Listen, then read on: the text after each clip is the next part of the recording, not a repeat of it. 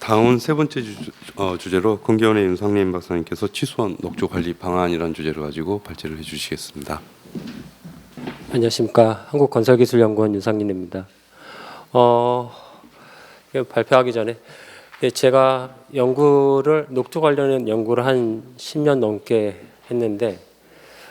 했는데도 자신이 없어요. 녹조 관리 기술에 대한 에이스가 뭔가라고 할 적에 자신이 없는데, 그 대상이 녹조가 아니라 거기에서 녹조가 발생되는 하천이나 호소, 그 강활한 지역을 내가 어떻게 컨트롤하냐라는 부분에 대한 자신감이 없기 때문에 기술에 대한 자신감도 없다고 생각이 되지만, 제가 연구했던 부분에 대해서, 그리고 치수원에 대해서의 적합한 기술이 뭘까라는 것도 이번 기회에 고민을 했지만 이게 에이스일까라고 할 정도의 기술일까라는 퀘스천은 갖고 있습니다. 제가 발표할 주제는 치수원 녹조 관리 방안에 대해서 발표를 하도록 하겠습니다. 이게 치수원이 상수원이잖아요. 그래서 각각의 조류의 발생 원인이 미국의 EPA나 환경부의 우리나라의 환경부 다 각각의 기준을 발생 원인을 보면 영양분에 대한 과다한 유입, 그다음에 수온, 체류 시간, 성취 현상, 이런 부분이 가장 큰 문제다라고 얘기하고 있고요. 마찬가지로 세계 WHO에서도 이런 먹는 물에 대해서도 관리를 하고 있어서 거기에 대한 WHO의 발생 원인도 4가지로 지금 똑같이 규정하고 있습니다. 이런 상태에서 그러면 여기서 치수원에 대한 부분이 똑같은 조건이지만 치수원의 특징이 다른 지역보다 뭐가 틀릴까라고 했을 적에는 정체 수역이 많다. 그런 물을 안정하게 치수하려면 물의 흐름이 적은 지역을 좀 치수 지역으로만 선택하는 부분이 있는데, 이러한 정체 수역이 많은 부분이 있습니다. 이런 정체 수역은 잘 아시겠지만 현기화에 대해서 퇴적토에 함유되어 있는 유기물질이 다시 재용출되는 그런 특성이 있다라는 부분이 지역적으로 한계성이 있다. 그리고 이것을 어떻게 관리하냐가 굉장히 중요한 부분이라고 생각이 됩니다. 저 그림은 늘 보셨기 때문에 생략하고요. 정체 수역의 기준을 보시면 첫 번째로 저층의 DO 농도가 표층보다 3 이상 낮은가, 그 다음에 전층의 DO 평균 농도가 1시간 전에 비해 1 이상 낮은가, 저층의 DO 농도가 5 이하인가, 전층의 DO 평균 농도가 5 이하인가, 그리고 마지막으로 저층의 수온이 표층에 비해 1 이상 높은가. 이런 기준이 저희 연구원의 선행 연구에서 정체 수역에서 기준으로 지금 해서 이 구역이 물의 흐름이 아니라 이런 DO 농도에 의해서 정체 구역도 설정할 수 있다라는 것을 말씀드릴 수 있을 것 같습니다. 그러면 정체 수역에서는 물의 흐름도 없지만 또 정체 수역에서의 상관성을 보시면 기상에서 보시면 강우량도 있을 수 있고, 그 다음에 일사량, 일조량도 있을 수 있는데, 강우량의 경우는 바로 그 현상이 나타나지 않습니다. 강우가 나타난 다음에 강우가 많이 왔을 때는 자연스럽게 조류가 없어지겠지만 그리고 다시 이제 피는, 그렇지만 이런 강우의 패턴보다는 일사량의 패턴이 굉장히 조류의 그런 녹조 발생을 야기시키는 상관성이 있다라는 부분인데요. 이게 대표적으로 조류 경보에서 클로로필A하고 남조류에 대한 부분에 대한 상관성인 부분인데요. 클로로필A의 경우는 이렇게 이제 상관성이 0.5 정도로, 그러니까 누적 일사량하고 클로로필 농도를 봤을 적에 선형 관계로 나타나고 있고, 상관성 그런 상관계수가 0.5 정도로 나타나고 있습니다. 그리고 다음에 그런 남조류의 경우에 대해서의 그 누적 일사량을 보시면 그 상관계수가 클로로필보다 0.8 83 정도로 상관성이 굉장히 높다라는 부분을 확인할 수가 있습니다. 이런 부분이 정체수역에서의 그런 체류 시간 부분들 그런 걸 다 고려하지 않고 일사량 부분에서도 이제 녹조에 대한 상관성이 있어서 일조량은 정체수역과 그다음에 녹조의 발생에 대한 상관성이 있다라는 부분을 설명드릴 수 있을 것 같습니다. 이 사진은 이제 저희 연구팀이 이제 직접 찍은 사진들인데요. 녹조 발생의 특징을 보면 치수원의 녹조 발생의 첫 번째 왼쪽 그림을 보시면 이게 초기 단계입니다. 그리고 이제 녹조가 대발생됐을 때의 단계인데 치수원의 관리에서 가장 적극적인 액션 부분이 어떤 거냐면요. 이렇게 조류 오탑 방지막처럼 이렇게 칩니다. 근데 초기에는 녹조가 폈을 적에 이렇게 치수원의 치수 구간인데요. 약간의 차이는 있죠. 근데 대발생이 되면 거의 무용지물입니다. 이렇게 이런 그런 녹조 발생에 의해서도 이런 현상에 대한 자연적인 현상에 대해서 접근하기 굉장히 힘들다라는 부분을 말씀드릴 수 있을 것 같고요. 그렇지? 이 지역은 저희 연구 지역 부분인데 이게 치수장이 이게 이제 A 지역의 치수장 지역이고요. 그다음에 이게 치수구고 그다음에 B, C, D, E입니다. 그래가지고 보시면 이 지역이 이 A 지역이라고 말씀드릴 수 있고요. B 지역이 다 이제 각각의 지역인데요. 이 지역이 같은 날 찍은 사진들입니다. 그래서 저게 이 부분은 아닌데 이 B, C, D, E 부분이 같은 날 다 찍은 지역인데 위치에 따라서의 농도가 다 틀립니다. 그래서 저게 이쪽은 유속이 있고 점점 갈수록 농도가 짙어지고 이 구간에서는 진짜 정체 구간이라서 굉장히 녹조가 조류가 많이 발생되는 현상을 나타내고 있어서 치수원에서의 녹조는 그렇게 전체적으로 관리가 아니라 집중적으로 관리할 수 있는 구간이 있다라고 말씀드릴 수 있을 것 같습니다. 치수장에서의 녹조 관리 부분에 아까 선행적으로 발표하셨듯이 환경부에서는 만냄새 제거 물질에 대해서의 기준을 해가지고 지오주민하고 그다음에 TNRB의 농도 기준이 있습니다. 그래서 평상시에 농도가 있을 적에는 아무런 문제 없지만 농도 이상 지오주민하고 TNRB에는 20 의 수치, 그 다음에 마이크로 시스템의 경우는 1의 수치에 대했을 적에 그런 조류 발생했을 적에 대응을 해라라는 부분이 있는데요. 아까 말씀드린 것처럼 치수장에서는 선택적 치수가 하라는 것이 가장 큰 권고 사항이고요. 두 번째로서는 그 조류 차단 시설 설치해라. 그 다음에 그 전염소의 주입량을 줄이고 중염소의 주입량 늘려라 그런 액션 부분이 있습니다. 마찬가지로 정수장에서도 이렇게 그 만냄새 유발 물질에 대한 농도로서의 컨트롤을 통해서 그런 정수 공정에 대한 부분을 계속 이렇게 선택적으로 탄력적으로 운영하는 부분이 지금의 환경부에서의 가이드라인이라고 말씀드릴 수 있습니다. 그러면 이제 지금서부터 이제 저희가 연구했던 기술에 대한 부분을 잠깐 무슨 설명을 드리자면, 그러면 이제 치수원에서의 그 정체수역에서의 조류를 어떻게 관리할 것이라는 부분에 저희는 첫 번째 지금은 선의 와류형 수류 확산 시스템, 두 번째는 저부 안정화 시스템, 그 다음에 세 번째로 정수장 유입조류 전처리 시스템, 이렇게 이제 세 가지의 기술을 이제 설명드릴 수 있을 것 같은데요.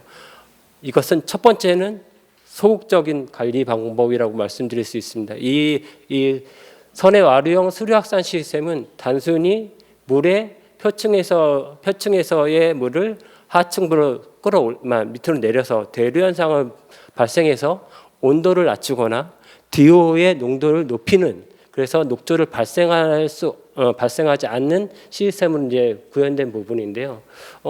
저희가 실증했던 부분이 신갈 저수지의 정체구역, 그다음에 낙동강 구미치수장에 대한 부분에 대해서 설치를 했습니다. 이 시설의 경우는 뭐 기술을 홍보하는 것보다 그런 반경 부분, 그러니까 이런 물의 흐름이나 DO에 대한 부분의 반경이 한 200m,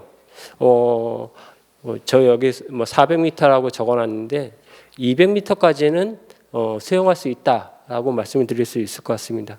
이 부분은 물의 온도, 성층 현상을 좀 깨는 부분이라고 말씀드릴 수 있을 것 같은데요.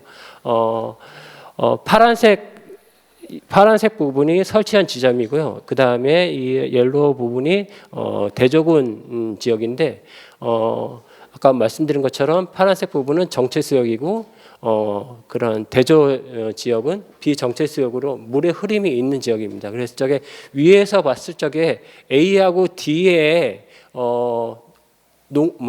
온도의 변화를 나타내는 것입니다. 그 계절별로 계절에 8월 7월 8월에 대했을 때는 뭐 온도는 당연히 올라가는 부분인데요. 이거 D를 한번 보시면은 이건 자연적인 상태에서 아무런 건드림 없이 물의 흐름에 건드림 없이 자연적인 상태에서의 온도의 변화인데 뭐 당연히 표층의 온도가 높고 그다음에 저층의 온도가 낮겠죠. 이런 부분이 있습니다. 그런데 보시면은 9월 달에 보면 이런 온도가 믹싱되는 현상이 납니다. 이게 턴오버, 그러니까 하천에서의 턴오버 현상으로서 성체 현상이 깨지는 부분인데 있을 수 있는데 이런 부분에서 이제 다시 이제 조류가 녹조가 많이 발생되는 시점이라고 얘기할 수 있습니다. 이런 부분을 저희가 인위적 정체수역에서의 그런 수리확산 장치를 돌렸을 적에는 온도에 대한 변화가 늘 유지할 수 있었다라는 부분을 좀 확인할 수 있었고요. 이 부분을 A하고 D 지역을 깊이별을 봤을 때도 상관성이 R 스퀘어 값이 0.9 이상으로 정체수역에서의 시설을 설치했을 적에 그런 그 비정체 구역에서의 그런 온도의 변화가 유사하게 나타나고 있었다라는 부분을 말씀드릴 수 있을 것 같고요. 크로로필 A에 대한 경우도 파란색이 그런 설치 지역, 그 다음에 검은색이 대조군의 지역인데 파란색 부분이 정체구역이기 때문에 굉장히 농도는 높습니다. 그렇지만 경향은 비슷하게 가고 있다. 근데 실질적으로 가서 보시면 설치 지역인 A 지역, 그러니까 A 지역하고 D 지역의 육안을 봤을 적에 A 지역이 굉장히 심각하다고 말씀을 드릴 수 있습니다. 그래서 그런 부분에 있어서 수리확산 장치를 하면은 정체수역의 유역의 흐름에 대한 부분을 변화시킬 수 있다. 이것은 그 설치 전에 그 사진 어떤 이 위치가 어떤 거냐면은 여기에서 이 지역을 사진을 찍은 건데요. 설치 지역에 녹조가 있었고. 그 다음에 설치 1년 후에, 그 다음에 설치 2년 후에, 이것도 자신이 없습니다. 이 자료가 시스템에 의해서 처리됐는지 아니면 자연에 의해서 처리됐는지 그렇지만 시스템은 돌아가고 있고 거기에 대한 기능적인 부분에 대한 효과는 수치상으로 나오기 때문에 효과는 있었다라고 말씀드릴 수 있을 것 같습니다. 두 번째로서 이것도 수리확산 장치인데요. 이의 명칭은 하천호소 저부 안정화 시스템입니다. 아까 수리확산 선의 와류형 수리확산 장치는 상하의 유동에서 DO 농도를 변화시키는 건데 요 기술에 대한 것은 수평 방향으로 물의 흐름을 바꾸게 해서 DO의 농도나 온도의 변화 그런 부분에 대해서 적용할 수 있는 기술이라고 얘기할 수 있습니다. 요 기술은 어떻게 보시면은 하천의 직접적인 넓은 지역보다는 이렇게 하천 유역으로 아니면 호서 유역으로 들어오는 지천 부분에서를 처리할 수 있는 지역이라고 얘기할 수 있고요. 이게 구미정수장의 구미천 입구에서 설치한 사례라고 얘기할 수 있습니다. 그래서 저게 여기 적용 효과를 보면 다 이렇게 설명을 들은 것보다 DO 농도는 굉장히 상승할 수 있었다라는 부분을 말씀드릴 수 있고요. 선의 와류형 첫 번째 기술하고 두 번째 기술의 차이점은 적극적으로 크로노페이를 아니면 녹조를 저감할 수 있는 저감 기술이다라고 말씀드릴 수 있습니다. 이런 수치 부분이 시스템을 돌렸을 적에 처음에는 그런 영양 상태가 부영양 상태였는데 나중에 이렇게 계속 돌리다 보면은 중영양 상태로 부영양화 지수가 개선되는 것을 확인할 수 있었고요. 이 지역은 이제 설치 지점이고요. 그 다음에 인근 지점에 대해서의 그 1년 동안의 그런 과정을 보면 그 부영양화 상태에서 중영양화 상태로 부영양화 지수가 저감될 수 있었다라는 것을 좀 확인할 수 있었습니다. 첫 번째의 경우는 두 번째의 기술에 대해서는 수평적인 부분에 대해서 처리할 수 있는 기술인데 죄송하지만 이 기술에 대해서 왜 크롤피레이가 제거되냐 이게 흐름에 대한 변화도 있지만 여기에 초음파 센서 초음파 기술을 적용해서 초음파로서 이제 조류를 제거하는 그런 부분이라고 말씀드릴 수 있을 것 같습니다. 어렸을 적에 거리 설치 25m 이후에서의 그런 현상이고요. 그래서 온도의 성취 현상, 처음에 가동 전에는 이런 성취 현상이 있었는데 성취 현상을 좀 해소시켰고 DO도 개선했다. 처음에 가동 상태에서 DO는 좀 높아지는 6시간 운전했을 때 보시면 DO가 높아지는 현상이 나타나고 있었습니다.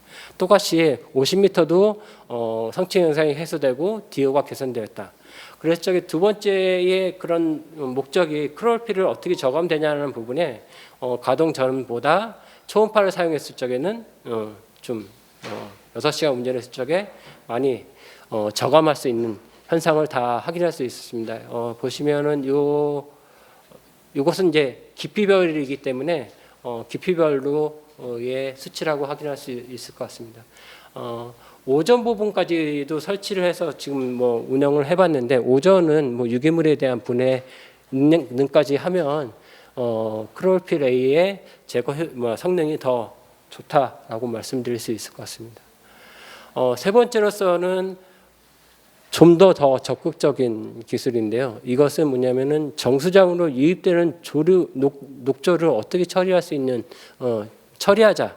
그래서 정수장의 그 운영의 녹조에 대한 부하량을 좀 줄이자라는 부분에 대해서 적용할 수 있는 기술인데요. 이 기술은 다프 기술을 응용한 기술입니다. 다프는 기포를 펌프의 압력에 의해서 기포를 발생해서 그런 반응조에 의해서 체류 시간을 통해서 부상하는 그런 시스템인데 저희 이 시스템은 촉매 산화 전극 DSA를 통해서 미세 기포를 발생하고 그 다음에 그러니까 부상 타워조를 만들어서 그 다프의 정방향 구조를 좀 타워형으로 개선했던 부분인데요. 이 지역은 아까 설명드렸던 치수장 치수원에서 설치해가지고 똑같이 어떻게 보면은 정수장에서의 그 그러니까 원수를 치수하는 방식 그대로 해서 좀 설계해서 운영을 해봤는데요.